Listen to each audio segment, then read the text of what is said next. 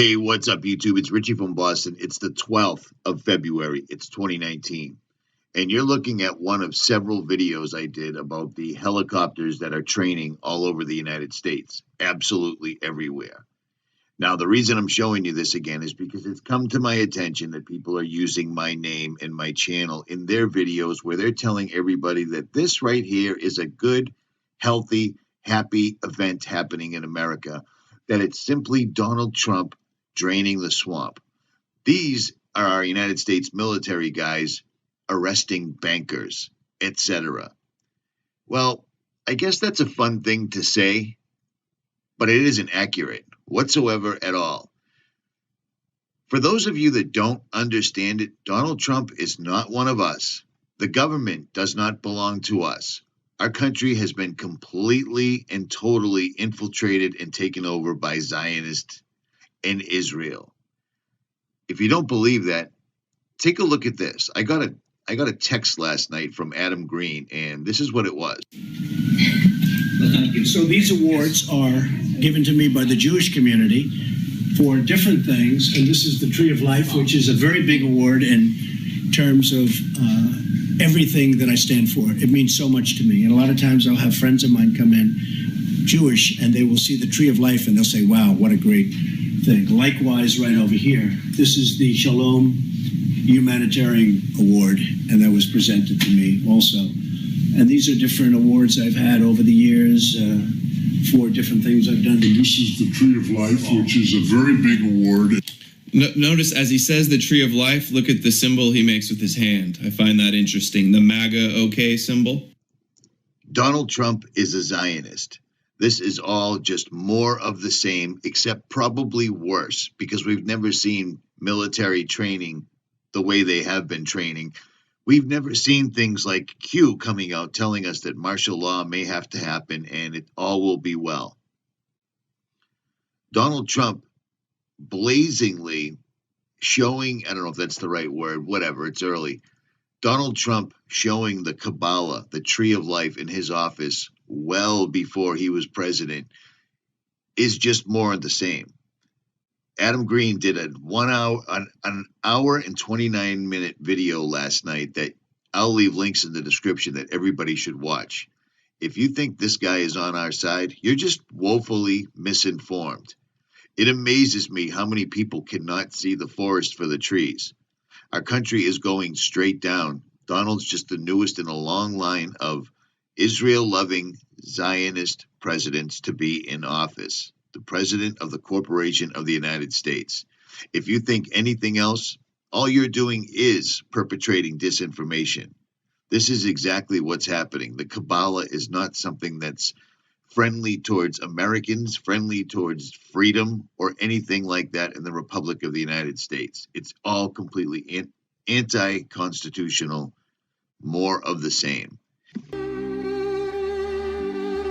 Now, Chabad was founded in what's modern-day Belarus in the 1700s. This kind of requires you to understand what Hasidism is. I mean, I've made clips about it before. Hasidism is basically this very ultra-Orthodox sect of Judaism. You know, the guys with the funny hats and the curls, those are Hasids, usually. That's basically what it is. Hasidim is just like a grander movement. Saying Hasidism is kind of like saying Christian. Like there's a lot of different ways you can skin that cat, or I guess sacrifice that chicken. More on that later. But we are focused today on Chabad, which is a dynasty. Basically, all of the Hasidic dynasties are like these families of influential rabbis from like hundreds of years ago that have continued into today and have codified their own rules, their own beliefs, their own legal perspectives in terms of like religious law. This is basically how Hasidic Judaism is organized. And so Chabad is a Hasidic dynasty started by a guy that they call the Alter Rebbe. Rebbe being like a supreme rabbi, Alter literally meaning old. So the old supreme rabbi. And his whole bit was he took Kabbalah, Jewish mysticism, Jewish magic,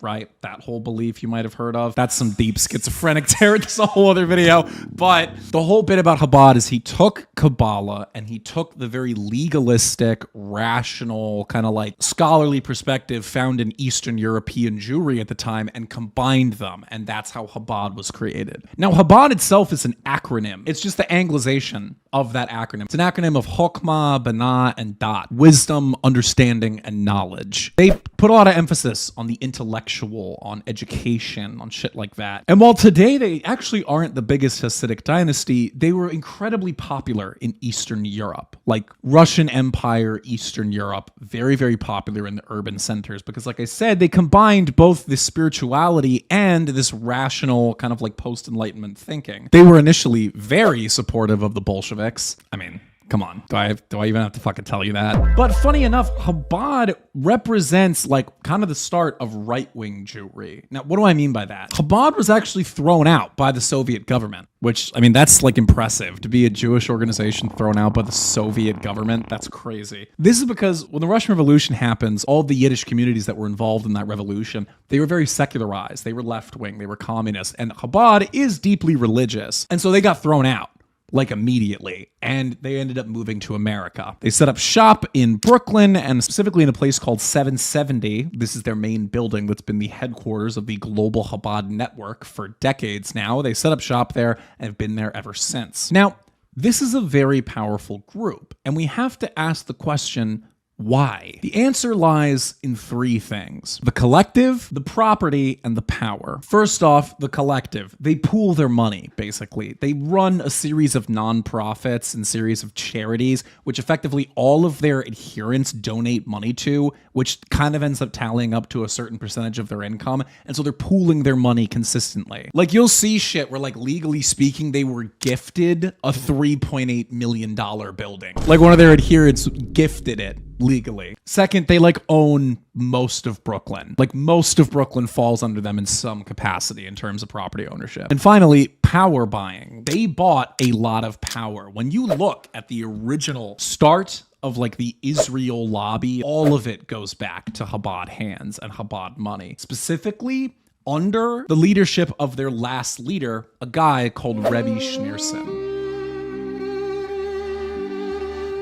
Rebbe Schneerson was the last Rebbe, the last leader of Chabad. Arguably the most influential Jewish figure of the 20th century. Born in 1902, died in 1994. Remember when I talked about the whole getting kicked out by the Soviets? He was one of the people who was kicked out. He was a child at the time. Basically, in the 1950s, he marries in to the Chabad lineage and becomes the leader. Now, the Rebbe's job was that of like a supreme rabbi. He kind of oversaw everything. But what made Schneerson different, which would go on to ultimately make Chabad different, is his emphasis on outreach. Yes, what makes Chabad so famous and makes Chabad so interesting is the fact that they engage in something called 𝗠𝗿𝗱𝗮. Hebrew pronunciation isn't that good, please forgive me, but it literally means drawing those who are distant near or back to this sort of like Hasidic old school belief. You have to understand, when we first started letting Jews into this country en masse, they were coming from Eastern Europe and Eastern Germany, like that whole region. Basically, all of them were Hasidic, or they were some form of Orthodox. Like they were adjacent to that. Literally all of them. Go look at any of the photos from when they first came in. They're all wearing the garb. Via Ellis Island, at the time, we still had like some assimilation programs. And so like that quickly started to go away. Something that Schneerson did not like, because he believed that the Jewish people should never assimilate, that everyone else needs to assimilate for them. And so he creates the 𝗠𝗿𝗱𝗮, the outreach program. And this involves basically going to places where secular Jews are, going to universities, going to law schools, going to Wall Street. Literally today, on any given day, if you go to Wall Street, you might see them posted up outside with their mitzvah tank. It's like a RV that they converted into like a portable like religious building, and they drive it around Wall Street and like literally accost people and are like, "Are you Jewish? Are you Jewish?" And if you say yes, they'll take you to their mitzvah tank and try to get you to do a mitzvah, which is like a small religious act. This is because Schneerson and subsequently Chabad is obsessed with blood.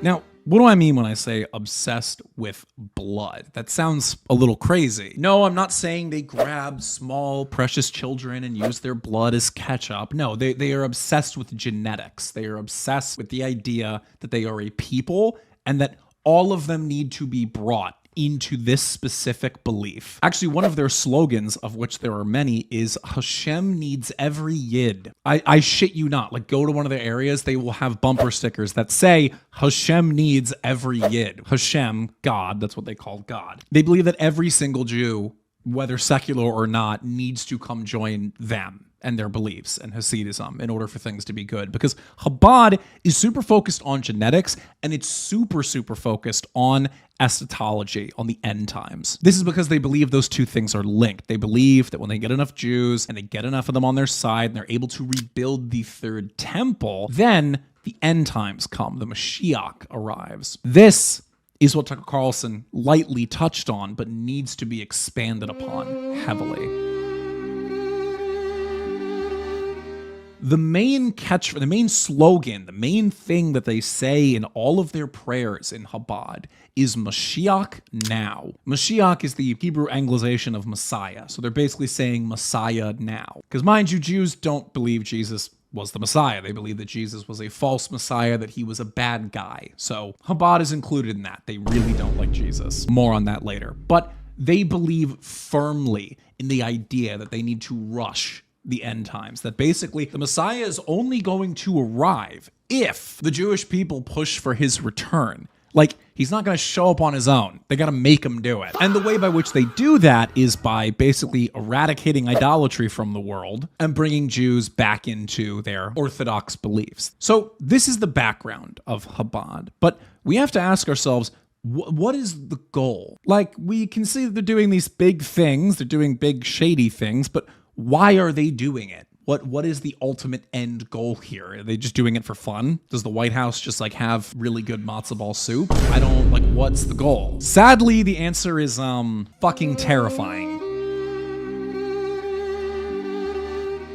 In order to understand Chabad's modern goals, we have to dive a little bit deeper into their beliefs. Before we start, all the Goyim brained out there, turn off this video. It's not for you, okay? I'm going to be honest. If there's one compliment that I can pay to Chabad, it's the fact that their like theology and their beliefs very complicated and very intellectual. I kind of understand why they would look like mega church Christians and call them Goyim. This stuff is like deep, honestly, deeply schizophrenic. I'm fairly certain the first guy, the Alter Rebbe, was just schizophrenic, and these people just claim what he believes as gospel. The stuff is like super deep. I mean, all of Hasidism is like really deep. It's Kabbalah. I'm gonna try and make this as simple as possible for my like Goyim ass audience. You know what? Let me just give you like a Goyim friendly summary. Okay, 1 second. Jew guy, not good. Rabbi, bad. Bad rabbi. No. Bad rabbi. Jesus, good.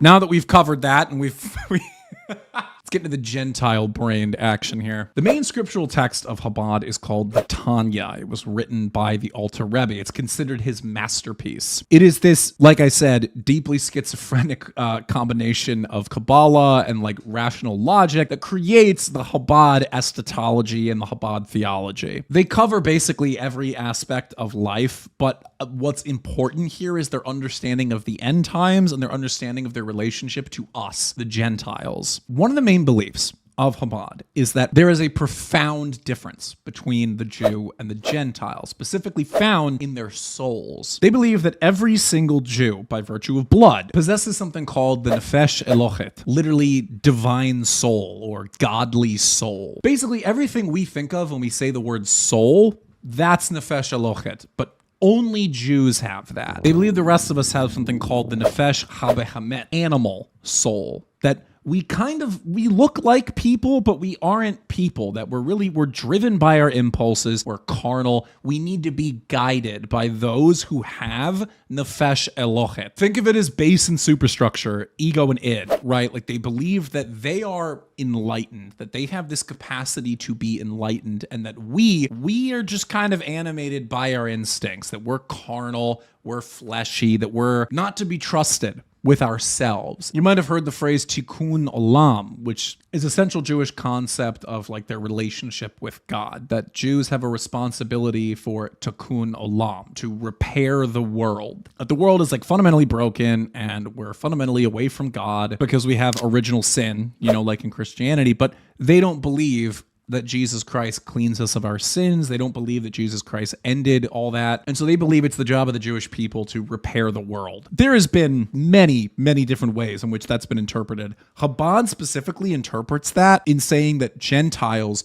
we can't rule ourselves. They view it as a burden. That's honestly, I'm going to rant here for a second. That's how disgusting this is. They view that their responsibility before their God is that we, the Gentiles, that we are so much lesser that we can't be trusted with ruling ourselves, that they have to take the reins from us for our own good. And that they don't consider it like an enslavement of us because, we should be so lucky. We should be so lucky to be enslaved by these people. That's what they believe. That they basically have a burden to take over us, a burden to rule over us, because we have the nefesh habahamat, we have the animal soul, and they have the nefesh elochet, they have the godly divine soul. We are not ensouled like them, that they're smarter than us, they're better than us. This is a fundamental belief of Chabad, but it was expanded upon and turned into political dogma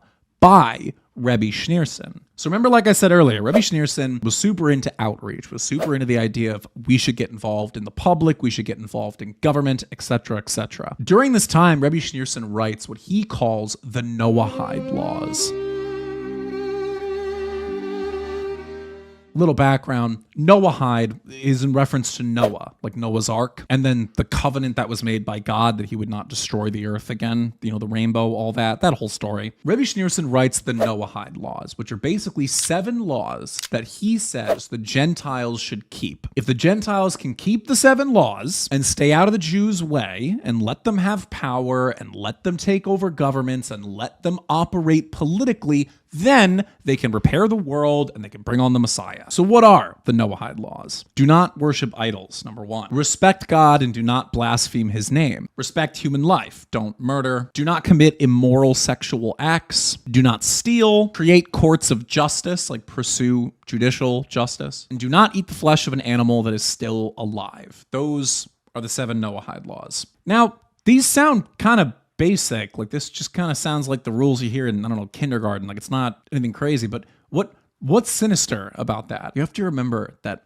Chabad hates Christianity. Remember how I spoke about this whole eschatology, this whole soul thing, etc., etc. Here's the thing. Just like the rest of Judaism, they believe that all the Jewish people are descended from Israel, from Jacob in the Bible. And they believe that the innate enemy of Jacob is his brother, Esau, and his descendants, Edom, etc., etc. And they believe that all of these struggles and responsibilities of Israel, they have adopted, that they have inherited. Chabad, because like I said, they're very obsessed with blood and like lineage. They believe that the roles of all the nations and people in the Bible, those things have been inherited into today. And they believe that Esau, the enemy of Israel, the enemy of Jacob, his descendants went on to create Rome. Yes, like Rome. The Roman Empire. Okay, big deal. Rome's been gone for what? Thousands of years? Who cares, right? Here's the thing. Like I just said, they believe in inheritance. So they believe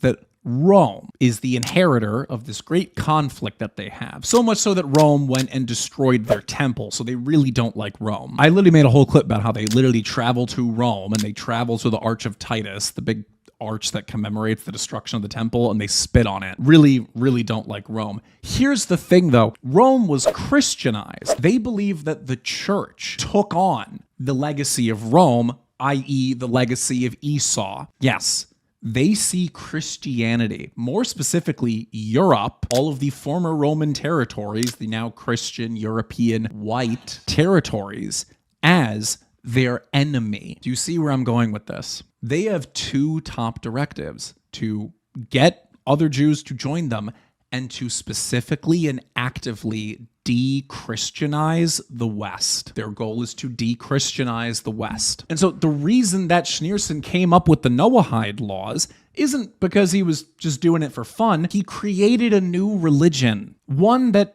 can be practiced without you even knowing it, that centers the Jewish people as the center of the world, as those that we should listen to. That's crazy, right? How would they de-Christianize the West? How would one group do that? Ask yourself, when did the West start becoming secularized? I mean, you could argue maybe in the 60s, but no, you still had things like, the moral majority forming and all these other, kind of evangelical Christian stuff. So when did the West start becoming secular? When did the West start making like Jews the center of our everyday life? What one could say it was probably like under Reagan at the start of like codified neoconservatism, right? Makes sense. Reagan was kind of our first like explicitly a neoconservative president. He fundamentally changed a lot of our country, introduced a lot of policies that kind of wrecked America's productive capacity, et cetera, et cetera. It makes a lot of sense, right? I'm going to read you a statement from President Reagan. April 3rd, 1982. Amid the distractions and concerns of our daily existence, it is appropriate that Americans pause to reflect upon the ancient ethical principles and moral values which are the foundation of our character as a nation. We seek and steadfastly pursue the benefits of education, but education must be more than factual enlightenment.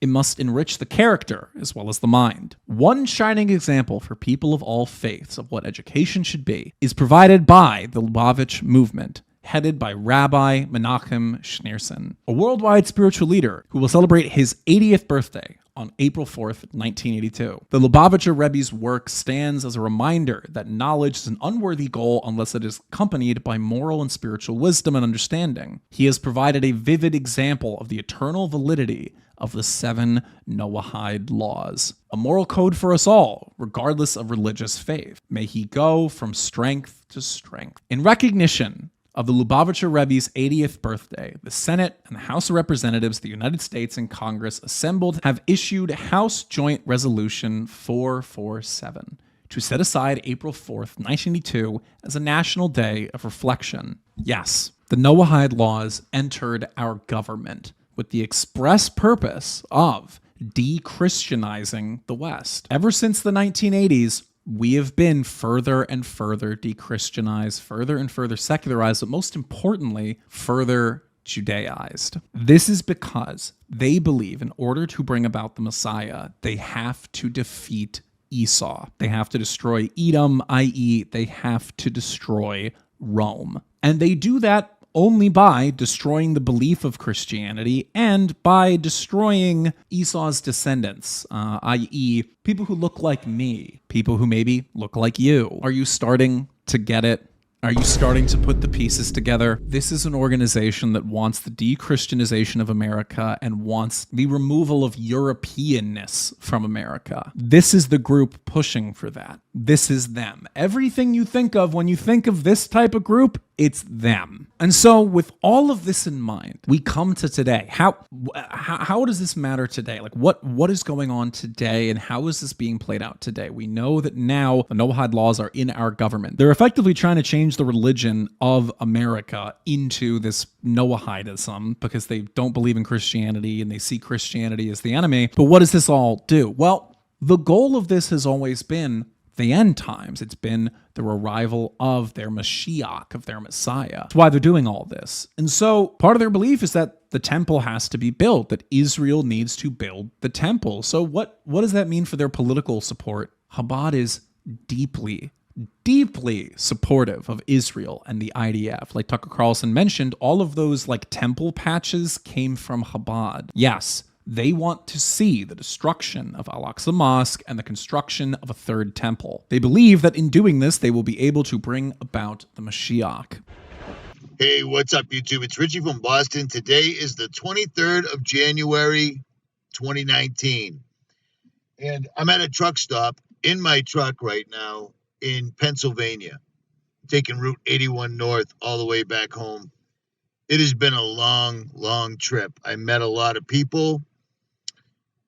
I met a lot of other YouTubers, so forth and so on. And I met a lot of insiders. And sadly, they just can't go on record. But whatever. Meeting them, talking to them, and understanding that we weren't on the wrong path. NASA is completely a fraud. Boston Dynamics, all the companies that own Google, making robots, human replacements, artificial intelligence, etc., and blah, blah, blah. We weren't wrong. But for the first 400 miles or 300 miles I've driven today, I've been listening to a lot of this channel right here. It's called No More News with Adam Green. And he covers an awful lot of stuff that literally prove why it is Israel isn't what people believe it is and why they're such a risk to America.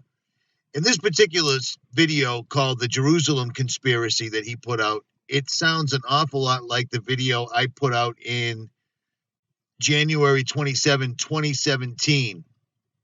And it was called Trump Will Usher in the 7 NOAHIDE Laws for the One World Religion. Now, why is it that George Herbert Walker Bush, why is it that Donald Trump, why is it that George W. Bush, these guys all signed the NOAHIDE laws into existence or held them up or whatever? NOAHIDE laws basically make Israel the make-believe state that people believe has something in the world to do with the Bible, but it does not. It doesn't. Not at all, not even a little bit. But you're going to have to figure that out for yourself because I can't tell you everything right now. My point being is, why do you think that in America, on the back of the dollar bill, for instance, if you make a quote-unquote Star of Israel, it spells out the word Mason, literally, M-A-S-O-N, Mason, because Israel is going to be the center of the New World Order, Jerusalem. And it turns out they've already started on the temple. They've already started construction of the third temple. Now, a YouTube channel called Rise, Round Saturn's Eye, did a good video on it because he was actually, I believe he was there. He lives in that side of the world, so he gets videos like that. But at any rate, why do you think that in the United States, in Texas, out of all the states in the Union, Texas, after the flooding, those people had to sign, before they could get their insurance settlement, they had to sign a waiver saying they wouldn't boycott Israel.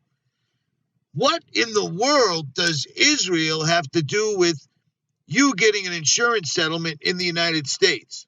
Well, turns out a lot of people asked that question and lost their jobs, didn't get their insurance settlement, so forth and so on.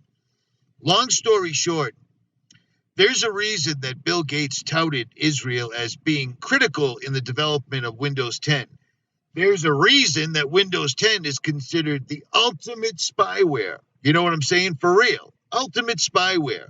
There's a reason that Israel, our ally that we give billions of dollars to every single year, is making a pact with communist China. Russia, the ones that hack the world and do this and that, and they're making a new Silk Road. Do you see what I'm saying? If you want to know more about that, I can only go into it so far because I'm in my Land Cruiser at a truck stop surrounded by snow on a portable Wi-Fi device, so I can't make a 10-hour-long video. At any rate, you want to know more about that, listen to this. This video that Adam Green of No More News, I don't know Adam personally, but I've listened to several of his videos, and he is really, he's on it. He's pissing off the powers that be like no other channel for the most part. There's a reason that I have to put up these Al Jazeera documentaries that show how Israel has been spying on Americans all the way down to the schooling level, colleges and high schools. There's a reason I had to put that up on my Vimeo channel because YouTube just ain't having it. They're not allowing it. It's not going to happen. If you want to know more about this, I'll leave links to the video that I made that said Trump will usher in the 7 NOAHIDE laws for the one world religion. I put this up 2 years ago. 2 years ago. And Adam Green's covering it right now as it applies to us right now. Do you see what I'm saying? So in my opinion, he's on it. There's a reason that our government is more concerned about the well-being and welfare of the Israeli citizens than it is about their own American citizens. And that's a fact. At any rate, links will be in the description. You really need to know about this stuff because soon they're going to make it so that we can't talk about it whatsoever at all. There is a reason why in America, if you put a video up with Jesus in the title, YouTube will demonetize it or worse. Do you see what I'm saying? And there's a reason if you mention Israel in a video, chances are the video is going to get pulled, censored, demonetized, or you'll lose your entire channel. The big question that people have is, first of all, are the Americans going to use ground troops? Because the only way that you can defeat Iran is by using ground troops, okay? That's a big question we'll look at in the next few weeks. Will America send its army, 500,000, 2 million soldiers to topple the government? Okay, that's question number one. Question number two, nuclear weapons. If you're losing a war, would you choose to use nuclear weapons? Okay, that's another big question that we have, okay? Another big question that we have is who gets involved? Because this situation is so dire that Europe, okay, specifically Germany, France, and Britain are talking about entering this war. And guess what? If that happens, it is possible that Russia and China will also enter this war on the side of the Iranians. This is World War III. Because of the importance of the Strait of Hormuz, because of the importance of the Middle East, everyone has to get involved at some point. And we're going to use game theory to really try to understand what's happening on the ground and where this could lead us. There are American bases all over the Middle East. And originally, these bases were established to protect them from basically their own people, okay? These are monarchies that were imposed on these nations by the Anglo-American Empire, the British first, and then the Americans came to support these monarchies. And so they provide defense. But then you're like, wait a minute here. I mean, didn't we just say that these American bases can't actually defend these people, that they're exposed? And the answer is yes, that's true. But remember that the American military was built during the Cold War. And the Cold War was a war between the Soviet Union and America. And so the Cold War was defined as something called MAD, mutually assured destruction, because both had nuclear weapons, okay? So they didn't really go to war against each other. And so in other words, these bases aren't really meant to defend these nations from other enemies. They're really meant to impose American authority in the Middle East, okay? And it's the idea of this. It's the idea that empire, it is really an image. It is a hallucination. It's just an idea. Empire is it's an aura of invincibility and invisibility, okay? If you fear it, then you obey it. But it's not really designed to fight a war, okay? And so that's why we have this absurd situation. And because there are so many bases in the GCC, that gives the Iranians the perfect pretext to attack them in order to destroy the GCC economy, which will destroy the American empire. So this is how the war is shipping out, okay? So the red is the Israelis and the Americans, the yellow are the Iranians. And as you can see, the Iranians are attacking everywhere, primarily Israel, okay? But also, as you can see, a lot of focus on Bahrain and Qatar. And again, the intention is to destabilize the economy and the government. Okay? It's to try to get as much instability as possible. Okay? And as you can see, the Americans and Israelis are focused on Tehran. And so the Americans and the Israelis use something we call shock and awe. And the very idea of shock and awe is you decapitate the enemy. You cut off the head, the body will fall down. Okay? The problem, though, is, again, the Iranians see this as a religious war. And so the Iranians have announced total war. Okay? And so what this means is that right now, command and control in Iran is decentralized. There's no one person telling everyone what to do. Every region has its own orders, has its own strategy. And so if you knock out Tehran, everyone else keeps on going. So if you take off the head, it doesn't change anything, okay? But unfortunately, the Israelis and Americans use this as a military doctrine. Military doctrine just means how you design your military for what purpose. And so even though the Americans seem like an invincible army, they are not equipped to fight a 21st century war against drones, against destabilization, against religious fanatics. Okay, they're just not, right? But unfortunately, because of military doctrine, they're gonna keep on attacking Tehran. Now, the great irony of all this is that the Iranians who would be most supportive of regime change, are actually in the cities, because they are educated, they're progressive. The people who are most fundamentally against you, will fight you to the death, are religious fanatics, the Shia militants, living in the rural areas, okay? So this is a really silly thing where you are actually destroying those who will most likely support you, and you're leaving alone those who are most likely to commit jihad against you. So another idea that I want you guys to understand is the idea of asymmetry. Asymmetry, all right? So what is asymmetry? Asymmetry means that the two sides are choosing to fight different wars using different techniques because one is much stronger than the other, okay? America is a great empire. It has unlimited resources. It has the USD. It controls the world, right? Iran is a country that has been under economic sanctions for the past 45 years. It's poor. Its technology is very limited, okay? But as we learn in this class, actually, those nations that are poor actually have more energy. They're more open, and they're more cohesive. All right, so let me give you an example. This is what we call the Chabad drones. Chabad drones. Each of these drones costs $50,000 at most, okay? At most. It can go as cheap as $35,000 US. But one of them is $50,000. As you can see, you can fit a lot of these drones to a truck that can go anywhere in Iran, and they can hide anywhere. All right. So the thing to understand is, first of all, these drones are cheap.